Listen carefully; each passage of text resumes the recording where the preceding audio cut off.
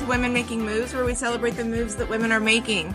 My name is Amy Pons. I'm a master certified life coach and an energy healer. I'm joined today with Eugina Jordan. Eugina, a Russian immigrant, started her telecom career as a receptionist and is now the CMO of the industry organization Telecom Infra Project, also known as TIP or TIP, and 2024 CMO to Watch. She was instrumental in creating the Open RAN market category and holds 12 patents on Open RAN, 5G, and AI. Eugina regularly writes for RCR Wireless News, The Fast Mode, and others, as well as a frequent podcast guest. She is often quoted in the media, including Forbes, EE Times, Telecom TV, Fierce Wireless, and others. She has been a speaker for leading industry events, including the Mobile World Congress, AfricaCom, ConnectX, Tech Target, NetworkX, Female Quotient, and others. Her leadership book, Unlimited, The 17 Proven Laws for Success in a Workplace Not Designed for You, was published in 2023 and won 3 awards for leadership, literary excellence, and best business book. She won the Outstanding Achievement Diversity in Tech Award by GSMA. She has a master's in teaching from Moscow and studied computer undergrad in Canada. Eugina, welcome. Thank you, thank you, thank you. The first thing I said to you when I met you in person, which is so beautiful because I don't often have the honor to meet my guests in person. I looked at your book at the what was the book event called? Because it was several women authors in one place. So it was by chief authors from Executive Network of Women. It was in this awesome Vietnamese coffee shop in downtown Chicago, Fat Milk. So amazing. Please go there. I had my very first Vietnamese coffee and it was just exquisite. And I go over to the author table and these women are standing in front of me, in front of their books. And I'm reading these titles. I'm like, oh my gosh, I felt so good and seen. And I felt so proud that not only women coming together in the writing space and voices, but also sharing the gift with the women of Chicago. Like, it was a powerful space filled with amazing energy. And I was just so excited to be there. For me personally, as a healer and a warrior, I read the title of your book. Ooh. And my sacred rage started rising. And I said, Eugina, this is my jam. And I immediately launched into how the workplace current day, historically, on average, is still deeply rooted in white supremacy, patriarchy, colonialism, capitalism. And the way that I brief that up, I mean, I go after systems, not people. The way I think about that is within those 4 systems, it's still about holding power or control over another individual. If we take it back, at least in the US, back to the industrial age, Henry Ford, the business age or the business world back then was built by white men to benefit white men to make money for more white men. So again, long story short, women and people of color, it wasn't designed for us. Immigrants like me, because I show up and I look white and then I open my mouth and they hear an accent and boom, everything changes. So you and I it was like a spark between us. It's like, oh, we get it. And you brought that beautiful perspective in because for me, I hadn't thought about that perspective. So I really appreciate you bringing that in as well. I love that you were saying the things out loud. The workplace on average was not designed with us in mind. Us being however you show up as a non-white man. While it's shifting and so many people are well-intentioned and are wanting to change it, we're seeing, especially with the landscape of DEI in and of itself, we're seeing that also start crumble and get wobbly because, again, DEI was stood upon and created by the people that still move in those systems that are outdated and are designed to exclude people. So, what are the 17 laws and what prompted you to bring them to light? Such a fantastic question. Let me start with why. The idea for the book was born during COVID. I used to travel a lot before COVID, so I would probably read 1 book a month, maybe. I'm an avid reader, but it was hard to read when you're traveling from Brazil to Los Angeles, all in a matter of a couple of weeks. And as the lockdown started and I started reading, I wanted to improve myself, become a better leader. And in 6 weeks, March, April, I read probably 35 or 40 books. And as I put the last one back on the shelf, I realized 99% of those books, they were written by men, for men, and majority were written for white men by white men. There's nothing wrong. Let me just put it out. Nothing wrong with those books. No. Nothing. They're classics, right? Leadership classics. But what do the authors know how it is for a woman, an immigrant, or a person of color to climb a corporate ladder when they're the only ones or the first ones of that kind? They don't. Or giving me a networking advice to go to a bar or go golfing when I don't do those things. Like I just don't. So the advice, just like with the three bears, didn't fit me. It was either too big, too small, or completely wrong. And that's how the book was born because I knew that there were some laws that for people like me. And then what I did, I interviewed 80 people like me. I interviewed executive women. I interviewed people of color. And that's how laws were born because there was something common what those people did to become very successful in different industries, from pharma to sports, to banking, to risk management, to IT, to engineering, to education. And the commonality was just one commonality. And that's how the whole book started. And that's part one. And that's why it's the biggest in the book. They didn't blame the system. They accepted that the system existed, but they didn't allow the system to limit themselves because they realized the only person who can limit them is them. What do you feel about, well, first, thank you for sharing that why. And I do love that you said, listen, there's nothing wrong with white men writing books. Yep, nothing wrong with that. For me, there was actually over a pandemic, there was a very prominent CEO that shared his like stack of books that he was reading over pandemic.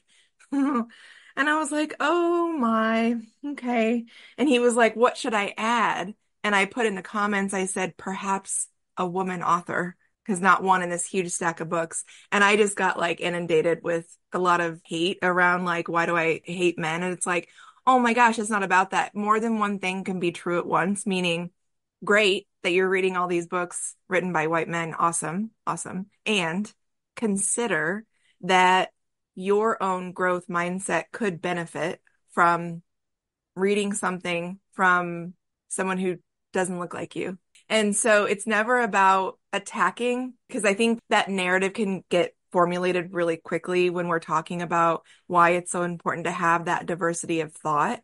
And we're in this such a fascinating time as we always are, but this time right now, we are as humanity, we're being asked to consider more than one perspective on how to live, operate, do business, show up in the world in any way, shape, or form.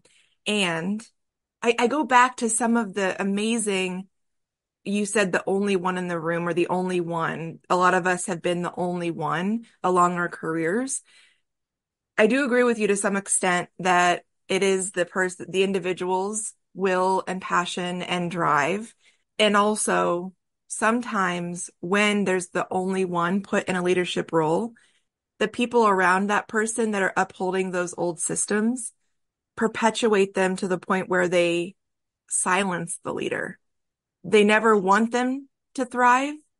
They're just, So, they're checking a yes. box. They're checking a box. And so it's the first part of the book where, I teach people how to negotiate, how to be authentic, vulnerable, how to prepare, how to deal with failures. But you hitting a nail on the head that in that room, you need to have sponsors and mentors. 100%. Because sometimes we show up in a certain way. So only a good mentor can say, you know what, Eugina? Maybe don't talk too much or don't ramble. Maybe speak less and decide where you're going to speak so it's more impactful. Mm. So someone that gives you that feedback in a meeting, or someone gives you a feedback on, when you send angry emails. So you need to find one person like that in that room, because when someone steals your idea in a meeting, they're going to say, oh, wait a minute. It's Eugina's idea. She just said it 10 minutes ago. Let's just go back and allow her to elaborate. Thank you for bringing it up, John. And then that person, mentor, creates a space for me to tell my ideas. And I don't get shut out like you were saying. Yeah. Yeah. I love the idea of the sponsor or the mentor. And so many people are like, how do I get a sponsor? And I don't think we're suggesting going up to senior leaders and being like, will you be my sponsor? It's a relationship building, of course. And I love what you said about like having that sponsor in the room, and not even just in that room, but outside that room when you're not in rooms, making sure that you're being talked about in a way that is advancing toward your goals. I think the other thing that's hard, and I posted about this recently, I'd love your thoughts. We're in a time right now of mid-year reviews or performance reviews, quote unquote. And there is research that says women are disproportionately impacted by a performance review with what I call all the quote unquote twos. You're too outgoing, you're too bossy, you're too direct, you're all the twos. And high performing women are much more likely to get that as a negative, whereas high performing men get that as a positive in reviews. And so one of the things I talk about is like, and we don't have to go fully down this road, but performance reviews, in my opinion, overall need an overhaul. It's one thing to have metric goals and did you hit them or did you not hit them? Another to grade you on how you're showing up. And for me in the workplace, I was in corporate marketing for 20 years. For me, what I was getting graded against was how I showed up in relation to my peers of other white men. And so I would be called mama bear, coddling when it came to developing my team and coaching my team. Whereas my peers, when they would develop their team, they were viewed differently. So I share all of this with you because there's absolutely a mentor that can share direct feedback with you of how you're being perceived. And all feedback is great feedback. And I also share it's also still your choice whether you pick it up or put it down, right? You don't have to make all of that feedback true for you. 100%, 100%. I made a note. So where it's coming from, the feedback, right? So Yeah. is it helpful or is it hurtful? And for example, I was told, and I have a post going about it in a couple of weeks because I write posts. And then when something inspires me, I was told early in my career that I need to soften my tone. I have a low voice for a little person, low voice plus Russian accent. Like, I'm going to talk like this. So how I'm going to soften my tone? And I realized that that's a part of me and I just cannot change it. Voice is given to me. So I didn't take that feedback. And now I'm not known because of how I speak, my accent. So it didn't silence me. That's beautiful. You didn't take that. That wasn't yours. That wasn't yours to change. That was someone else's opinion about how you needed to show up. And that didn't serve you because that's your beautiful, unique voice that doesn't need changed. So I love what we're saying. It's like, so everybody out there in your mid-year reviews, when you get feedback, it's still your choice to receive it or not receive it based on what your personal goals are in your career, in life. I want to also give a little tip. So if they don't understand the feedback, they need to ask. They need to ask, why do you think so? Like, for example, early in my career, when I was working from director to a VP level, I was told I'm not strategic enough. What does it mean? And you always need to ask the same question 3 times. Dig down. How do you see strategic? Okay, so you see strategic is planning a year ahead. So do you think it's going to help me if I plan a year ahead? No, not really. You already plan 2 years ahead and you're excellent at planning. Then what do you mean? So asking 3 questions on the feedback that you receive is going to help you to understand what they mean. Because strategic to different people means completely different thing. You're spot on, obviously. I've had this situation before when I have asked why, or I've asked for clarification, and it triggers the person giving me feedback. It's almost like they don't know what they mean by strategic. They just want me to get it. And I don't know if you've had this experience or not. They get worked up or upset and seeing it as me challenging them as an individual when I ask for clarification. Good question. I start with kindness because no one is going to get upset if you say, I so appreciate you taking your time to provide the feedback. Can you please help me understand? So if you use the word help, it disarms them. And I say, I'm being honest, like, I don't understand how you see the word strategic. Can you please help me understand how you see the word strategic? And then I have a conversation and I take notes. And when I have the conversation and I take notes, I can always build my next question on something that I need clarification. And it's always, can you please help me understand? Mm. What an awesome, humane way to engage someone. I think you know this. I work a lot with workplace psychological abuse. When there's a leader that is, well, I'm not really a leader, when someone has a toxic boss, it's always interesting to navigate those waters because even being so nice, the toxic boss is going to shut it down. So you're speaking from a perspective when someone has a good leader with well intentions and wants to see you succeed. Is that fair? It is fair. And when it's a toxic person, you can do nothing about nothing. You just need to prepare your resume Oh, and or figure out your exit plan because they just going to gaslight you and you can call them out and it's going to be meeting after meeting and it's never going to be good enough. yeah. So get your resume in order, secure something, a new job or contract or something, Mm, because eventually they're going to push you out. yeah. You're never going to be good enough. Mm-mm. Oh, personally, having received workplace psychological abuse, I was in this place where I was a corporate rock star and I had the mentality of like, I'm just going to figure it out. I had a toxic boss and I was like, I'm just going to figure it out. But to your point, I don't have the mastery of self that I do now that I needed back then to say, I will not tolerate this. I deserve better. I'm out. I stayed in and I said, I'm going to fix it. I'm going to fix them. So thank you for your insight on that.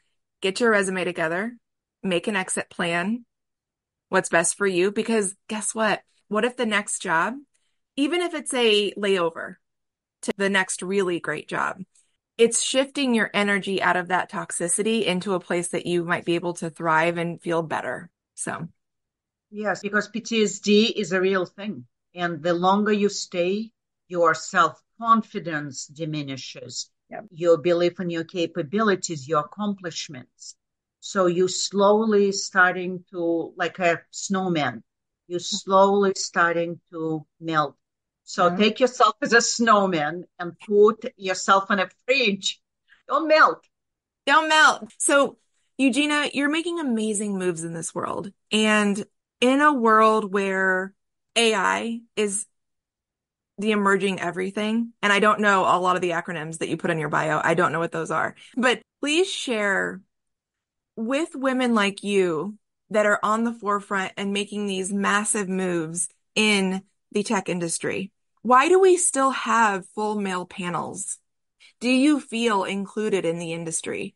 So there was a quote from someone that they're going to bring their own chair if they're not given a chair at the table. So they bringing the folding chair. So I not only bring my own chair, I also extend the table. So I come in guns blazing because I know what I can deliver. I know I'm smart. So I know I deserve the seat. So I plop my butt down in the chair I brought, and then I build the table and I invite other people like me. So yes, unfortunately, there is a lot of all male panels. So what we need to do as women, when we're asked to speak, instead of saying, I only know 60%, men don't care. If they know 30%, they're going to show up. So ladies, all of you that are listening, say yes. You're going to figure it out. Like Amy been, saying she figured out so many things. You're going to figure it out. Just say yes because you're not doing it for yourself. You are doing it for the sisterhood. So if you are there, someone sees you, then they will say, oh my God, I see her. I'm going to say yes. So continue that chain. On LinkedIn, I'm starting to see it a little bit where men are brazen to promote if there is an all-male panel, especially on AI, women come at them in the comments. And here's what's interesting. Me as a healer, I never want to call someone out. I want to call them in. But at the same time, I can use whatever language I want and they still might get, like I got blocked swiftly by a man who in the comments of the panel, I said, great work. Perhaps consider diversifying your panel and including women and people of color. Woo! I got a swift block, but I could have really gone after him. I didn't. That was, I feel, a fair request. So why are they so challenged? Why are they so triggered? So I'm not going to justify why they're doing it. Maybe male ego. I don't know. Yeah. So I'm going to tell you a story from 3 years ago when I commented. I was with a different company back then. I commented on a LinkedIn post on a panel of 7 or 8 men. I said, it's not a panel, it's a manel. And what happened is everyone in the company saw my comment, and then a screenshot got sent to my boss, and he said, you need to remove it. And I said, why? It's true. Why? So we didn't have a social media policy in place, so I had to write one. And then I kept being asked to remove that comment. And I said, no, like Rosa Parks, I'm going to sit in that seat. If you want to fire me, go ahead, please. And I didn't get fired. But what my smart Puerto Rican husband said, we balance each other out. He said, Eugina, if you did get fired, you couldn't have continued with your mission to bring more women on stages, create more, visibility for women. And I said, Aramis, you're right. And if he's listening to this episode, it was probably only once he was right. And I said, okay, what can I do to make impact bigger? So I created a database of female speakers where all my friends in telecom self-entered themselves because of the GDPR and privacy policies. Mm-hmm. And then I send it around to all the industry publications, RCR Wireless, GSMA, and that's how the quota in telecom on industry panels started. And it continues. People always reach out to put a female, deserving female as an analyst, and sometimes they have to go a level down, but still there's a quota, and it's either a level down female or going outside of the industry, which GSMA does really well for Mobile World Congress. But people in telecom are doing it because I sat in that bus seat. You have that database today? So it's obsolete because it did its purpose. It's a Google Doc. So it did its purpose because now all those organizations, 3 years later, they built their own database of speakers. I ask because I have a connection on LinkedIn and I think you would love to know her. She started a movement because we were still seeing these manels. We're still seeing them this year. And she started a movement called Put a Woman on It. And she's known for being the hub. When an all-male panel wants a woman, they reach out to her, and then she does the work to find the woman to put on the panel, regardless of industry. I'd love to connect the two of you. I think it would be a fun combo. So, it's so interesting because some people might say, well, then you're forcing it. No, we're not. There are people of all walks of life and backgrounds and unique brilliances. I 1,000,000% guarantee this of every topic on anything that you can imagine in this entire world. So bring that diversity of thought because to your point, when we see someone up on stage that looks like us, and I'll speak for myself as a larger white woman with big curly hair, When I see a larger woman with curly hair on like a big stage of some sort, I mean, the exuberance in my soul just lights up because it feels inclusive, it feels amazing, and I just feel seen. So we still have an opportunity in 2024. Yeah, hearts to you as well. So aside from your amazing book, all of the work you're incredibly doing, and go back to the bio, Eugene, and we'll put this in the show notes. What moves are you excited to be making right now in the beautiful world of Eugene of all the things you have going on? There is quite a few. So with my book, obviously, I continue donations to organizations that help people like me. And I don't post it on LinkedIn because no one, needs to know. But for every book purchased, I donate. I'm doing a lot of work on Gen AI. I have a LinkedIn newsletter that's growing like crazy. I mean, Yes, I see the newsletter. It's amazing. I want to tout you a little bit.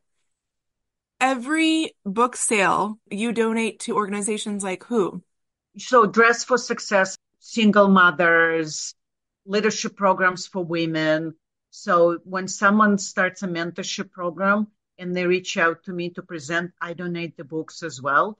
And there's so many, I stopped keeping track. There's Hack Diversity in Boston, there's Women in Tech. It's just so many.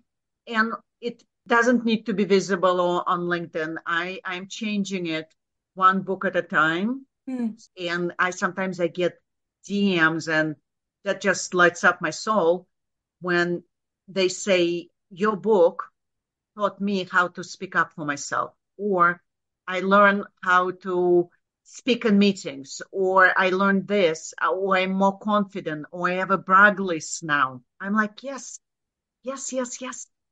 Eugenia, thank you so much for being you and giving back to all the rest of us who are blazing our own trails.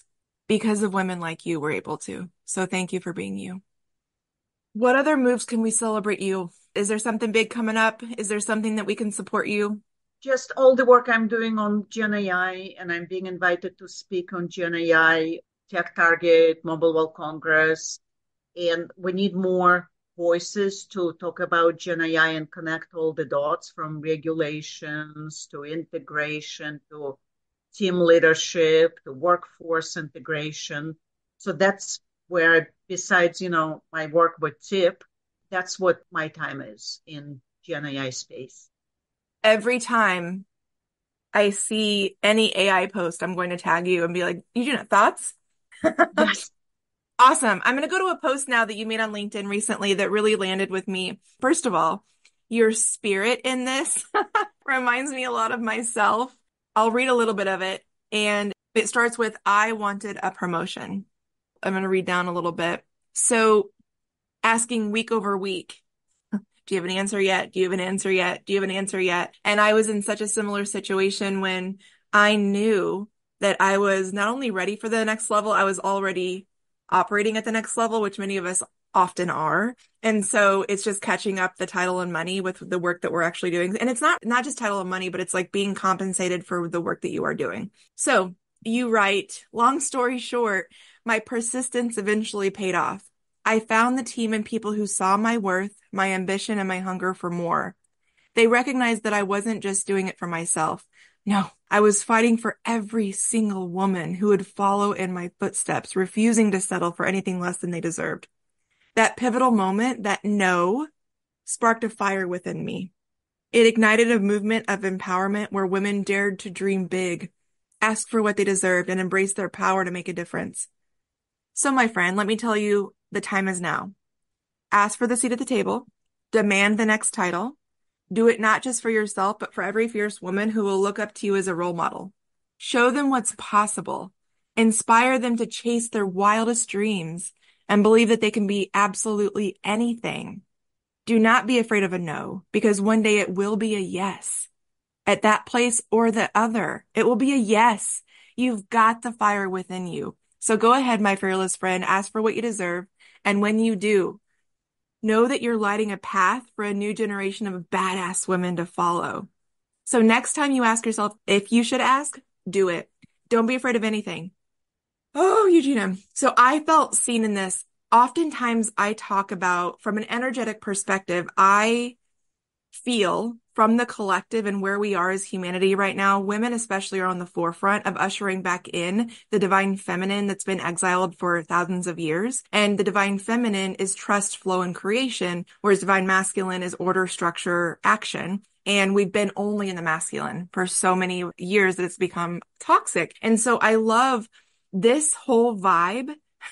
When I read this, I was like, hell yes.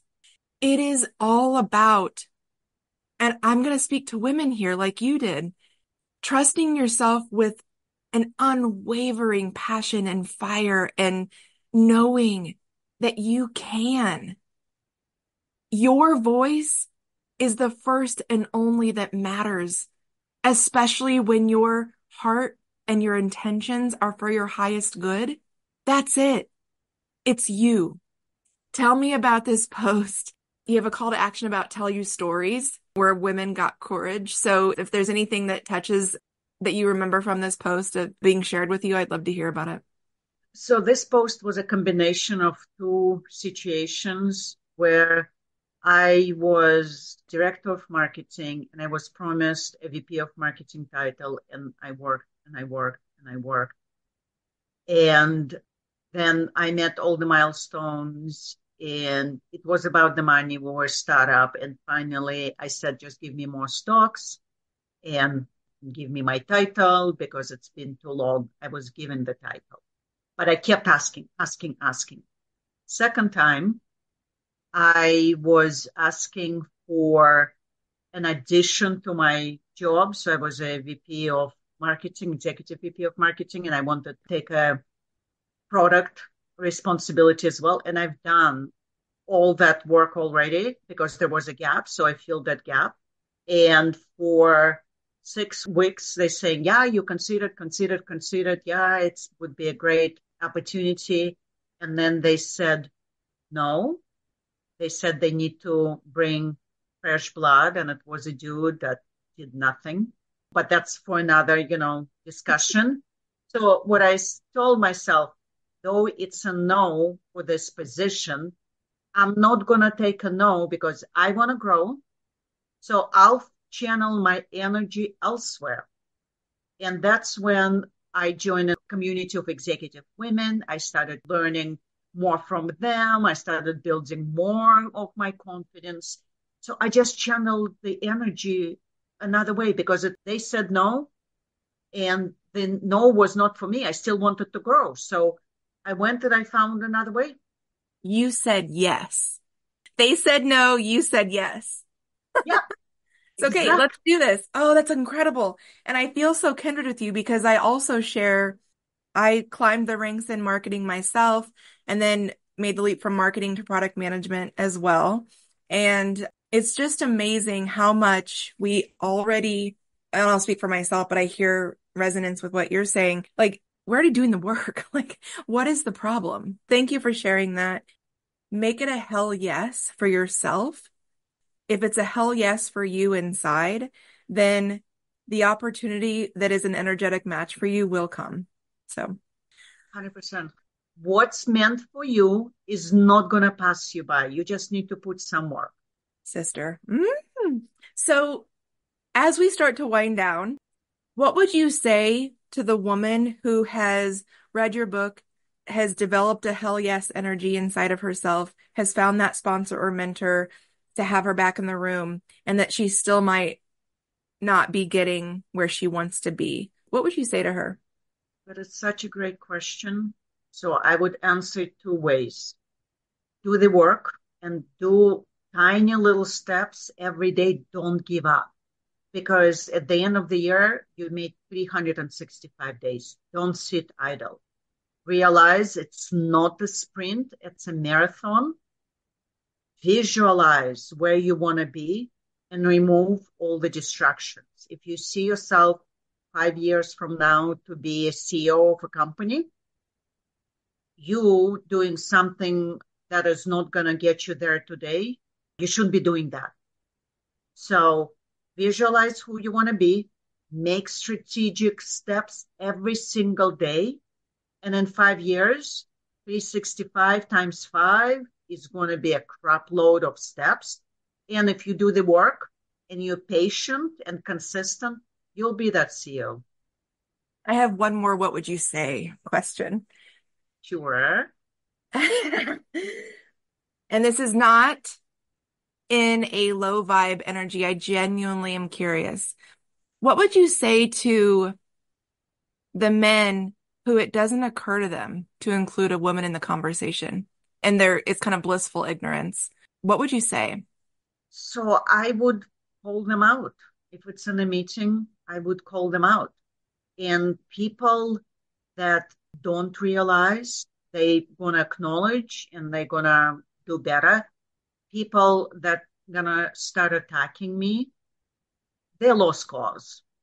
So I just feel bad for, sons that they're raising.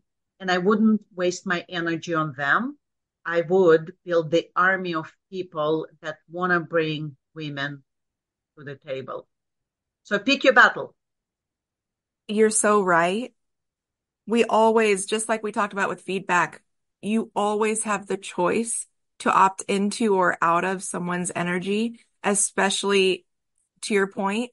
You can feel it. We have that intuitive hit where it's like, ooh, this person might be able to hear what I have to say. You also have one when it's like, no, and it's going to harm you. So just remove yourself. So amazing, Eugenia. Thank you.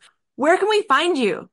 On channels of your choice. I'm on Instagram, I'm on X, I'm on LinkedIn, I have a website. So just Google Eugina Jordan or go on the platform of your choice and you can find me.